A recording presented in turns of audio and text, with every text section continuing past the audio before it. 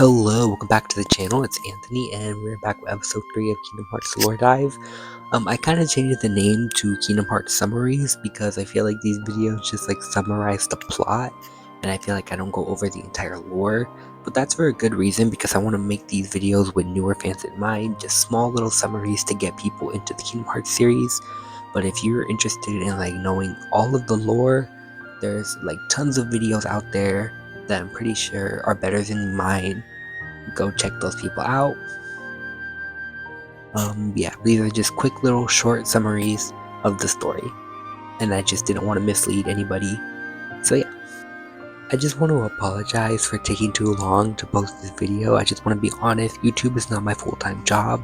I have a job outside of YouTube and I have a life outside of YouTube, but that does not mean I don't love and support you guys. I just hit 70 subscribers and I'm really excited, and I just want to thank everybody who watches these videos. But yeah, I'm gonna try being more consistent when it comes to uploading these. So yeah, today we're gonna be covering Kingdom Hearts back cover, Kingdom Hearts Dream Drop Distance, and Kingdom Hearts 0.2 Birth by Sleep, a fragmentary passage. Alright, let's start with Kingdom Hearts key back cover. So just like Birth by Sleep, we're going back in the timeline. Way back in the timeline.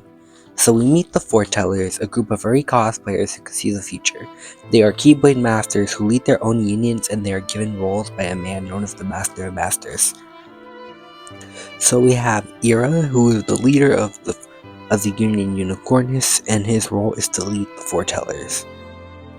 Next we have Envy, and she is the leader of the Union Ungis, and her role is to observe and monitor the others. Next up we have Aced, leader of the Union Ursus, and his role is to advise Ira. And next up we have Ava, and she is the leader of the Union Volpes, and Ava's role is to gather a special faction of Keyblade wielders and to prepare them for the world beyond.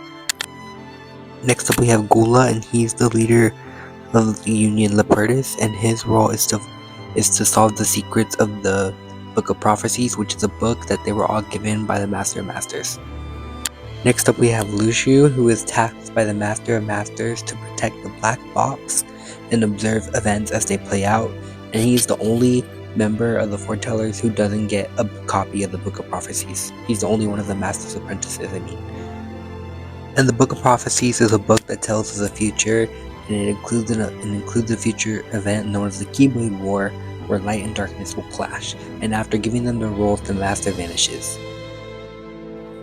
Ira gathers the Foretellers together and informs them of a traitor in their midst, and this is after the Master vanishes.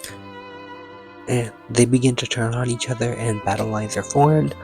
Aced fights Envy, and Gula tries to convince Ava to help him summon Kingdom Hearts, and Gula reveals his role to Aced, and Aced accuses him of being the traitor, and Ava hides Gula from Ira and Envy. Ava reveals her role to Envy, and the two agree to collect the Lux to delay the inevitable. And Ava rallies her secret faction, the Dandelions, revealing that war will soon wage. The Dandelions are the light's last hope, and that they will travel to the world outside. And Luxu is wandering around the Keyblade graveyard with the Black Box and his Keyblade, and repeats these words: "May my heart be my guiding key." Okay, now time to move on. I'm sorry I kind of rushed through back cover a little bit. I know I do that a lot for the side games. I know I did that for Chain of Memories and Recoded. But I promise this next game we're going to spend a pretty decent amount of time on, because it's the most confusing game in the lore to me, and Kingdom Hearts Dream Drop Distance. Okay, so we open in the Birth by Sleep era with Braig, who is Xigbar's original form, and Terra Nort stabs Braig with Xehanort's Keyblade and declares that he is now Ansem.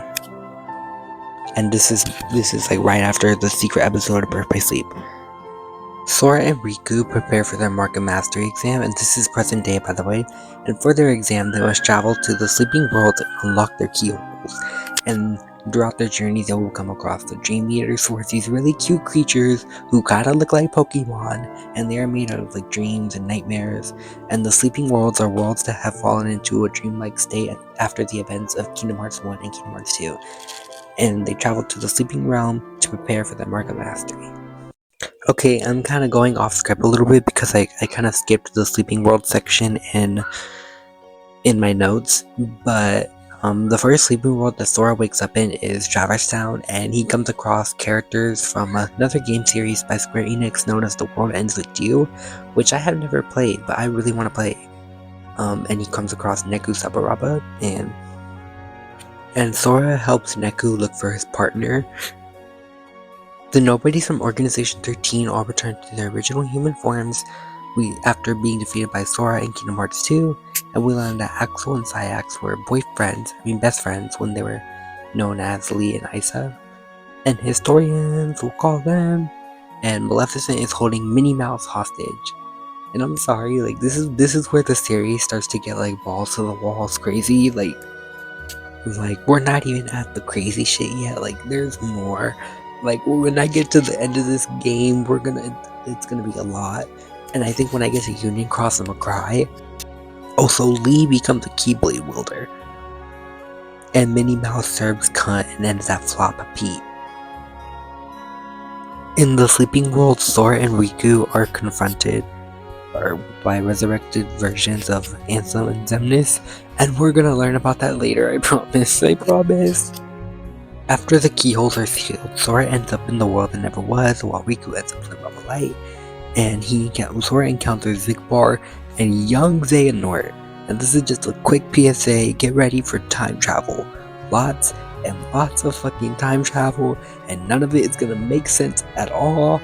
Please bear with me if I get some shit wrong here. So Ansem, Xemnas, and young Xehanort are pulled from time by Master Xehanort.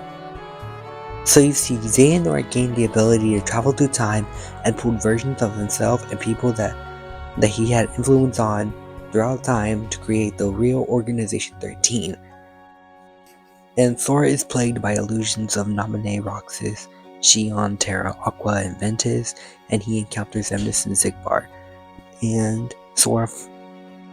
And the real Organization 13 consists of Master Xehanort, Ansem, Xemnas, young Xehanort, Xigbar, and there's more to be revealed later. And Sora falls into darkness, and he falls into Ventus's Keyblade armor from Birth by Sleep, and Ansem drags Riku into darkness, and he reveals that Riku has been in Sora's dreams all along. And Riku finds Sora, and him and Mickey try to stop Xehanort getting resurrected, and Mickey literally gets fucking yeeted by Xemnas. And Xehanort intends to gather the new 13 Darknesses and 7 Lights to start the new Keyblade War, once again to forge this ugly-ass X-Blade from Birth by Sleep. Also known as the Keyblade, I just call it the X-Blade to be funny. And Sora ends up almost getting Norded, but he is saved by Lee. Xehanort retreats after his guardian is defeated by Riku, and Riku takes Sora's comatose body back to Yen Sid, and Riku enters Sora's heart to restore it. Riku frees Sora from Ventus's armor after fighting him, and Riku ends up on a digital version of Destiny Island, where he finds Roxas, Xion, and Ansem the Wise. And Sora reawakens, and only Riku is declared a Keyblade Master due to Sora almost getting Norded. And Sora returns to Data Traverse Town, but is reunited with his spirit friends. And Ventus in the Chamber of Waking moves, but he's still asleep and he smiles. In the post-credit scene, Yen Sid finally makes Kairi a useful character, and she gets a Keyblade. And maybe she'll finally do something in Kingdom Hearts 3. And that's the end of Dream Drop Distance. That was very confusing, but we're gonna move on to the next game. Kingdom Hearts 0.2 Birth by Sleep, A Fragmentary Passage. Damn, that's a long ass title. And I'm probably gonna end up speedrunning this game because it's literally only 2 hours long, and please excuse the background noise. I have family members at my house right now, so yeah. And part of this game takes place right after Birth by Sleep Secret episode, and the other part of this takes place in present day after Dream Drop Distance. We begin with Mickey explaining a story to Riku and Kairi, and this story is going to be about Aqua. And Aqua goes basically right after Birth by Sleep. Aqua has to go to the Realm of Darkness. She goes through a bunch of Disney worlds that have fallen into darkness. She goes through the castle from Castle of Dreams. She goes through the dwarf woodlands, in the mines, and she goes through the mirror room, and she goes to Enchanted Dominion, and throughout this trip in the Realm of Darkness, Aqua begins to see hallucinations of Ven, Terra, and even her own phantom. And Aqua ends up finding the real Terra, who's kind of like a ghost form because Xehanort has control of his body. And Xehanort takes control of Terra again as he's talking to Aqua, and Mickey ends up finding Aqua in the Realm of Darkness, and we learn that Aqua has been here for 10 fucking years. They left her here for 10 years. Okay, I'm just joking, he didn't actually leave her there for 10 years, but Mickey is catching Aqua up to speed on what's been going on, because this is like the end of Kingdom Hearts 1, where Mickey and Riku are in the Realm of Darkness, and they're trying to close the door to darkness. And Mickey and Aqua end up fighting some Heartless, but a demon tide drags Aqua away as Mickey and Riku close the Realm of Darkness. The door to darkness. I'm sorry, I'm just stuttering all over my words today. And Aqua ends up falling deeper into darkness as the worlds go back to normal and go back to the Realm of Light. And there's a little scene where she ends up meeting Ansem the Wise, and this is like right after Kingdom Hearts 2. And in the present, Riku and Mickey prepare to rescue Aqua. Kairi begins her Keyblade training with Lee, and maybe she'll finally do something. And Sora travels to Olympus, and that scene with Sora going to Olympus with Donald and Goofy is actually the beginning of Kingdom Hearts 3, which is not going to be next episode. It's going to be episode 5.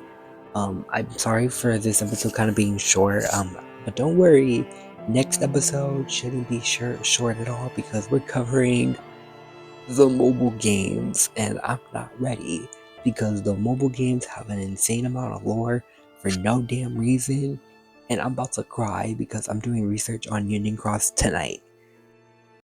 But next episode we will be covering Union Cross and Dark Road, and I will try to get episode 4 out faster, I promise, because I love and appreciate all of you guys. I never thought I would make it to 270 subscribers. Like, I did not think, I'm gonna be so for real right now, I did not think I was gonna make it past 10. This is really crazy. I love and appreciate all of you and all of your support. I can't wait to make more content for you guys. I have more ideas in the works, and I want to expand my content and do different things, and I'm just very excited to see my channel grow and expand. And I appreciate all of you for being along for this ride, and I promise to be more consistent and create a better balance between work, life, and YouTube. And quick little credits to Brisk Apollo for all of the clips that I used in this video. I'm trying to get better at crediting people whose content I use for background. But thank you guys so much for watching. Make sure to like, subscribe, and follow all of my socials. This is Anthony, your professional yapper, signing out.